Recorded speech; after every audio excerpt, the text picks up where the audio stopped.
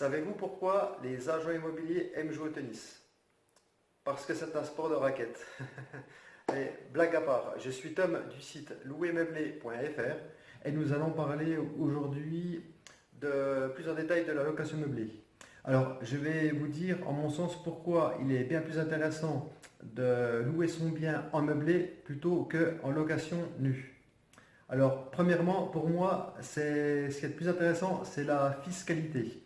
Elle est très avantageuse. En effet, le régime réel d'imposition permet souvent aux loueurs en meublé de ne pas payer d'impôts sur plusieurs années grâce notamment à la possibilité d'amortir le bien loué et de déduire toutes les charges inhérentes à l'activité de location meublée. Ça, c'est pour moi une chose assez importante. Ensuite, la deuxième chose, c'est la rentabilité des locations meublées est logiquement supérieure à celle de la location vide. En effet, un bien meublé, en général, vous pouvez le louer 10 à 20% plus cher qu'une location nue. Donc, ce qui permet d'augmenter plus facilement sa rentabilité. Ensuite, de plus, la souplesse juridique de la location meublée est un avantage important par rapport à la location nue. Après, il faut prendre en compte trois choses quand on veut transformer un appartement nu, donc vide, en appartement meublé.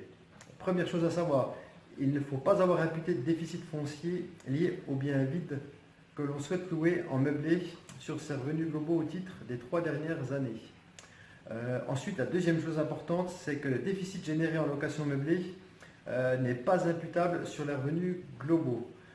Contrairement à la location vide, le déficit créé en LMNP, donc loueur meublé non professionnel, est imputable uniquement sur les revenus de location meublée. Ce déficit est reportable pendant 10 ans et le montant des amortissements non utilisés est quant à lui reportable sans limite de temps. Et la dernière chose pour moi à prendre en compte, c'est une charge que vous n'avez pas par contre en location nue, c'est que vous devez régler le CFE. Donc le CFE, c'est la cotisation foncière des entreprises. Moi, pour un immeuble d'appartement meublé, je paye en moyenne 142 euros. Enfin, là-bas, c'est 142 euros, mais ça peut aller jusqu'à 250 euros. Mais bon, après, ça dépend d'où vous habitez. Moi, où j'habite, en tout cas, c'est 142 euros. Voilà. Donc, maintenant, peut-être que vous demandez comment on peut passer en location meublée. Y a-t-il des formalités à effectuer?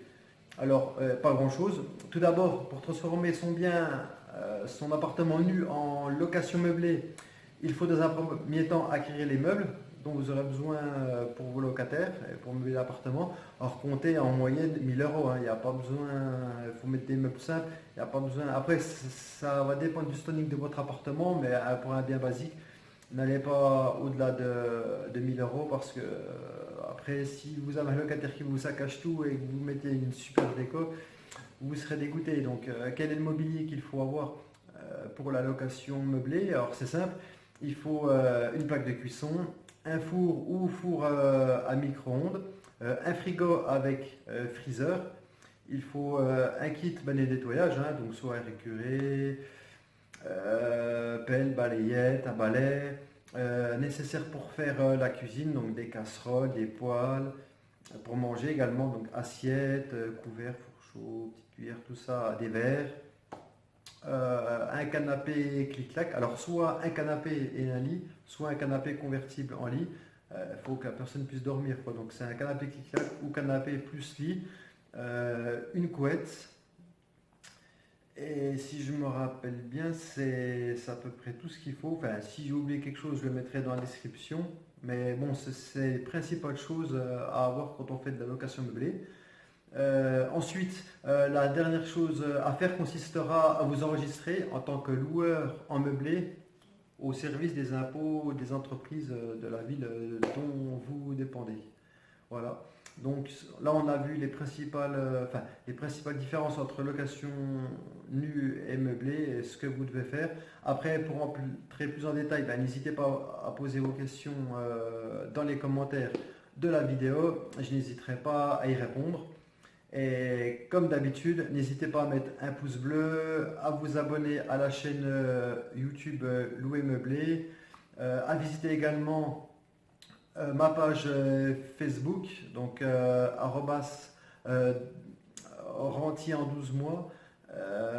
Vous aurez également le lien dans la description. Allez télécharger également mon guide gratuit sur les 7 clés pour réussir dans l'immobilier. Donc c'est un guide gratuit qui doit faire à peu près 10 pages. Donc vous pouvez le télécharger gratuitement en 2 clics en allant simplement sur mon site, donc www.louer-meubler.fr. Et je vous dis à bientôt pour une nouvelle vidéo les amis. Ciao ciao.